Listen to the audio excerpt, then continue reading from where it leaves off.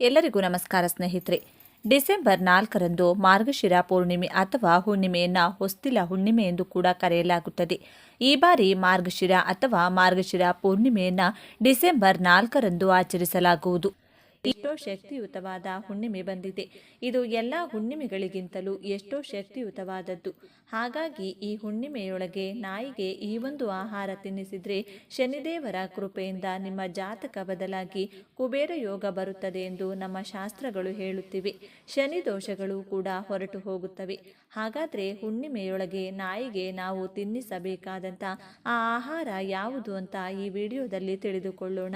ಆದರೆ ಅದಕ್ಕೂ ಮುಂಚೆ ನೀವಿನ್ನು ನಮ್ಮ ಚಾನಲ್ನ ಸಬ್ಸ್ಕ್ರೈಬ್ ಮಾಡ್ಕೊಂಡಿಲ್ಲ ಅಂದರೆ ಖಂಡಿತ ಈಗಲೇ ಸಬ್ಸ್ಕ್ರೈಬ್ ಮಾಡ್ಕೊಳ್ಳಿ. ಹಾಗೆ ಈ ವಿಡಿಯೋ ಇಷ್ಟ ಆದರೆ ಮರೆಯದೆ ಒಂದು ಲೈಕ್ ಕೊಡಿ. ವಿಡಿಯೋ ಸ್ಕಿಪ್ ಮಾಡದೆ ಕೊನೆ ತನಕ ನೋಡಿ. ವಿಡಿಯೋದ ಕೆಳಗಡೆ ಹರೇ ಶ್ರೀನಿವಾಸ ಅಂತ ಕಮೆಂಟ್ ಮಾಡೋದಕ್ಕೆ ಮರಿಬೇಡಿ. ಕಪ್ಪು ನಾಯಿಗೆ ಇದನ್ನು ತಿನ್ನಿಸಿದರೆ ಸಾಕು, ಜೀವನದಲ್ಲಿ ಚಮತ್ಕಾರವೇ ನಡೆದು ಹೋಗುತ್ತೆ ಅನ್ನೋ ರಹಸ್ಯ ಮಾಹಿತಿಯನ್ನು ಈ ವಿಡಿಯೋದಲ್ಲಿ ನಾವು ನಿಮಗೆ ತಿಳಿಸಿಕೊಡ್ತಾ ಇದ್ದೀವಿ. ಮನುಷ್ಯನ ಸಹಜ ಸ್ವಭಾವ ಏನು ಗೊತ್ತಾ? ಎಲ್ಲ ಸಮಸ್ಯೆಗೂ ಶನೇಶ್ವರನೇ ಕಾರಣ ಅನ್ನೋ ಮನೋಭಾವನೆ ಇದೆ. ಅದನ್ನು ಮೊದಲು ಎಲ್ಲರೂ ಬದಲಾಯಿಸಿಕೊಳ್ಬೇಕು. ವೈದಿಕ ಜ್ಯೋತಿಷ್ಯದಲ್ಲಿ ಶನಿಯು ತುಂಬ ಕೆಟ್ಟದ್ದಲ್ಲ. ಶನಿದೇವನ ಬಗ್ಗೆ ಎಲ್ಲರಿಗೂ ತಪ್ಪು ಕಲ್ಪನೆಗಳಿರುತ್ತವೆ. ವಾಸ್ತವವಾಗಿ ಶನಿಯು ಅತ್ಯಂತ ಶಕ್ತಿಶಾಲಿ ಗ್ರಹವಾಗಿದೆ. ಶನಿಯು ಆಶೀರ್ವದಿಸಿದರೆ ಕಷ್ಟದ ಕೆಲಸವನ್ನು ಕೂಡ ಸುಲಭವಾಗಿ ಮಾಡಬಹುದು. ಶನಿಯ ಪ್ರಭಾವದಿಂದ ಒಬ್ಬ ವ್ಯಕ್ತಿಯು ಯಶಸ್ಸಿನ ಹಾದಿಯಲ್ಲಿ ಬಹಳ ಮುಂದೆ ಹೋಗ್ತಾನೆ. ಶನಿಯನ್ನ ಗುರು ಅಂತಾನು ಕರೀತಾರೆ. ಶನಿಯ ಕೃಪೆಯಿಂದ ನಾವು ಜೀವನದ ದೊಡ್ಡ ಪಾಠಗಳನ್ನು ಕಲಿತೀವಿ. ಜೊತೆಗೆ ಶನಿಯನ್ನ ನ್ಯಾಯಾಧೀಶ ಅಂತ ಕೂಡ ಕರೀತಾರೆ. ವೀಕ್ಷಕರೇ, ಇನ್ನು ಶನಿಗ್ರಹದ ದೊಡ್ಡ ವಿಶೇಷತೆ ಏನು ಅಂತಂದ್ರೆ, ಶನಿಯು ತನ್ನ ಕಾರ್ಯಗಳಿಗೆ ತಕ್ಕಂತೆ ಫಲವನ್ನ ನೀಡ್ತಾನೆ. ಯಾರಾದರೂ ಒಳ್ಳೆ ಕೆಲಸಗಳನ್ನ ಮಾಡಿದ್ರೆ ಶನಿಯು ಅವರಿಗೆ ಒಳ್ಳೆಯದನ್ನ ಮಾಡ್ತಾನೆ. ಅದೇ ವ್ಯಕ್ತಿಯ ಕಾರ್ಯಗಳು ಸರಿಯಾಗಿಲ್ಲದೆ ಇದ್ರೆ ಶನಿಯು ಅವನಿಗೆ ಹಾನಿಕಾರಕವಾಗಿದೆ. ಇದು ಶನಿಯ ಸ್ವಭಾವ. ಅದಕ್ಕಾಗಿಯೇ ಶನಿಯನ್ನ ನ್ಯಾಯದ ಗ್ರಹ ಅಂತ ಪರಿಗಣಿಸಲಾಗಿದೆ. ಆದ್ದರಿಂದ ನಿಮ್ಮ ಜೀವನದಲ್ಲಿ ಏನಾದರೂ ಕಷ್ಟ ಇದೆ ಅಂತ ನಿಮಗೆ ಅನಿಸಿದ್ರೆ ಅದಕ್ಕೆ ಶನಿದೇವನನ್ನ ದೂಷಿಸುವಂತ ಬದಲಿಗೆ ಜೀವನದಲ್ಲಿ ಮಾಡಿರುವಂತಹ ಕರ್ಮಕ್ಕೆ ಇದು ಸಿಕ್ಕಿರುವಂತಹ ಫಲ ಅಂತ ತಿಳ್ಕೊಳ್ಳಿ. ಶನಿ ನೀವು ಮಾಡಿರುವಂತಹ ಕರ್ಮಕ್ಕೆ ಬಡ್ಡಿ ಸಮೇತ ಲೆಕ್ಕ ವಸೂಲಿ ಮಾಡಿಕೊಳ್ಳುವಂಥ ದೇವರು ಅನ್ನೋ ಸತ್ಯ ಯಾವತ್ತೂ ಮರಿಬೇಡಿ. ಶನಿ ದೋಷವನ್ನ ಕಡಿಮೆ ಮಾಡ್ತೇವೆ ಅನ್ನೋದು ಸಾಧ್ಯವಾಗದ ಮಾತು. ಪ್ರಕೋಪ ಕೊಂಚ ಮಟ್ಟಿಗೆ ಕಡಿಮೆ ಆಗಬಹುದು, ಆದರೆ ಶನಿ ದೋಷದಿಂದ ಮುಕ್ತರಾಗುವುದಕ್ಕೆ ಸಾಧ್ಯವಿಲ್ಲ. ಅದನ್ನು ಅನುಭವಿಸಲೇಬೇಕು. ಹಾಗೆ ಪ್ರಕೋಪ ಕಡಿಮೆ ಮಾಡುವಂಥ ಕೆಲ ಉಪಾಯಗಳನ್ನು ಹೇಳ್ತೀವಿ. ಅದರಲ್ಲೂ ಕಪ್ಪು ನಾಯಿಯ ಉಪಾಯವನ್ನು ನೀವು ತಪ್ಪದೇ ಮಾಡಲೇಬೇಕು. ಈ ನಾಯಿಗಳನ್ನು ಸಾಮಾನ್ಯವಾದ ಪ್ರಾಣಿಗಳು ಅಂತ ಅಂದ್ಕೊಳ್ಬೇಡಿ. ಅಥರ್ವ ವೇದದಲ್ಲಿ ನಾಯಿಗಳನ್ನ ಯಮಧೂತರಂತೆ ಚಿತ್ರಿಸಲಾಗಿದೆ.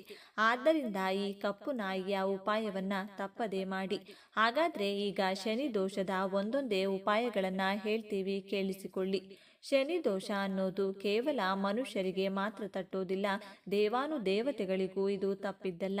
ಆದ್ದರಿಂದ ಈ ದೋಷದಿಂದ ಮುಕ್ತಿಯಾಗಲೆಂದೇ ಈ ಉಪಾಯಗಳನ್ನು ನೀವು ಮಾಡಬೇಕು.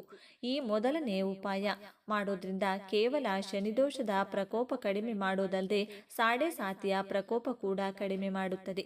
ಅದಕ್ಕಾಗಿ ನೀವು ಮಾಡಬೇಕಾದದ್ದು ಏನು ಅಂತಂದ್ರೆ, ನೀವು ಕಪ್ಪು ಬಟ್ಟೆಯನ್ನ ತಗೊಳ್ಳಿ. ಆ ಬಟ್ಟೆಯಲ್ಲಿ 51 ಕಪ್ಪು ಮೆಣಸಿನ ಕಾಳನ್ನ ಹಾಕಿ, ಹಾಗೇನೆ ಅದರಲ್ಲಿ 11 ರೂಪಾಯಿಯನ್ನ ಹಾಕಿ, ಅದರಲ್ಲಿ 10 ರೂಪಾಯಿ ನೋಟು ಹರಿದಾಗಿರಬೇಕು. ಅಲ್ಲದೆ ಹೊಸ 1 ರೂಪಾಯಿ ನಾಣ್ಯವನ್ನು ಕೂಡ ಹಾಕಬೇಕು.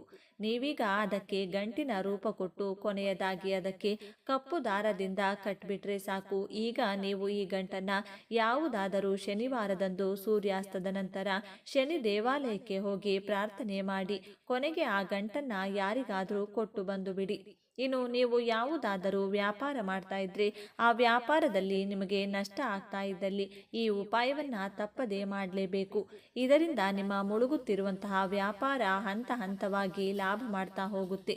ಅದಕ್ಕಾಗಿ ನೀವು ಈ ಪರಿಹಾರವನ್ನ ಹೇಗೆ ಮಾಡಬೇಕು ಅಂತಂದ್ರೆ, ನೀವು ಶನಿವಾರದ ದಿನದಂದು ಸೂರ್ಯಾಸ್ತದ ನಂತರ ಶನಿ ದೇವಾಲಯಕ್ಕೆ ಹೋಗಿ ಅಲ್ಲಿ ಶನಿದೇವರ ಮುಂದೆ ಸಾಸಿವೆ ಎಣ್ಣೆಯ ದೀಪವನ್ನು ಹಚ್ಚಬೇಕು.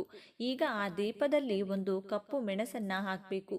ಈಗ ಶನಿದೇವರ ಮೂರ್ತಿಯ ಮುಂದೆ ನಿಲ್ಲಬೇಕು. ಹೀಗೆ ನಿಂತಾಗ ಯಾವ ಕಾರಣಕ್ಕೂ ಶನಿದೇವನ ಕಣ್ಣಲ್ಲಿ ಕಣ್ಣಿಟ್ಟು ನೋಡಬೇಡಿ. ಈಗ ಕೈಯಲ್ಲಿ ಒಂದು ಕಪ್ಪು ಬಟ್ಟೆಯನ್ನು ತಗೊಳ್ಳಿ, ಅದರೊಳಗೆ ಒಂದು ಮುಷ್ಟಿ ಕರಿಮೆಣಸನ್ನು ಹಾಕಿಬಿಡಿ. ಈಗ ಆ ಕಪ್ಪು ಮೆಣಸಿನ ಕಾಳಿನೊಳಗೆ ಹೊಸ ₹1 ನಾಣ್ಯವನ್ನು ಹಾಕಿ ಹಾಗೇನೆ 11 ಲವಂಗವನ್ನು ಅದರೊಳಗೆ ಹಾಕಿದರೆ ಸಾಕು.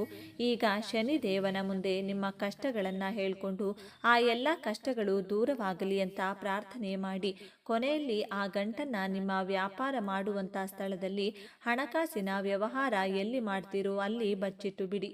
ಇಷ್ಟು ಮಾಡಿ ಆಗ ನಿಮಗೆ ಆ ಗಂಟಿನ ಚಮತ್ಕಾರ ಏನು ಅನ್ನೋದು ಗೊತ್ತಾಗುತ್ತೆ. ಇನ್ನು ಕೊನೆಯದಾಗಿ ನಾವು ಹೇಳೋದಕ್ಕೆ ಹೊರಟಿರುವಂಥ ಶಕ್ತಿಶಾಲಿ ಉಪಾಯ.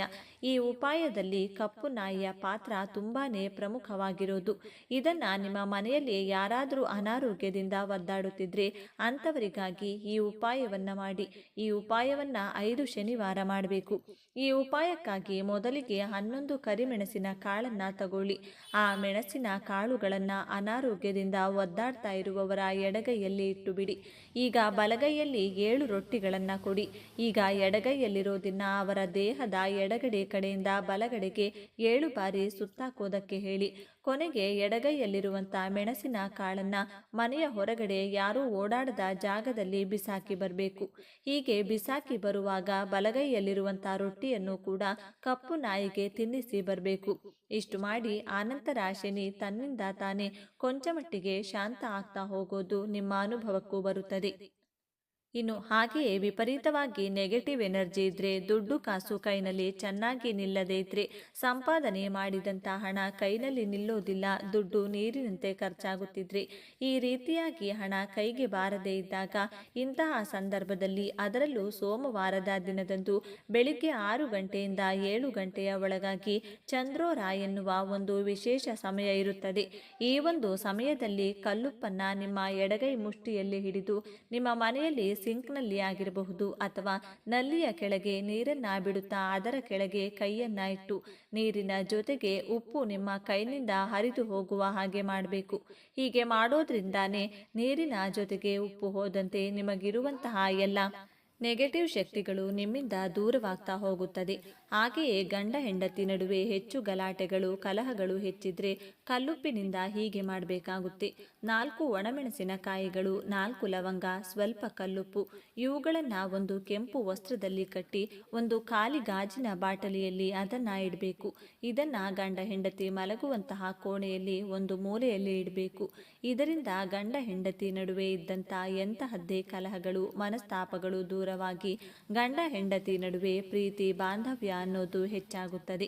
ವೀಕ್ಷಕರೇ, ನೋಡಿದ್ರಲ್ಲ, ಕಪ್ಪು ನಾಯಿಗೆ ಇದನ್ನು ತಿನ್ನಿಸಿದರೆ ಸಾಕು, ಜೀವನದಲ್ಲಿ ಚಮತ್ಕಾರವೇ ನಡೆದು ಹೋಗುತ್ತೆ ಅನ್ನೋ ಮಾಹಿತಿಯನ್ನು ತಿಳಿಸಿಕೊಟ್ಟಂತ ಇವತ್ತಿನ ಈ ವಿಡಿಯೋ ನಿಮಗೆ ಇಷ್ಟ ಆಗಿದೆ ಅಂತ ಭಾವಿಸ್ತೀನಿ. ಇಷ್ಟ ಆದರೆ ಈ ವಿಡಿಯೋಗೆ ಈಗಲೇ ಒಂದು ಲೈಕ್ ಕೊಡಿ.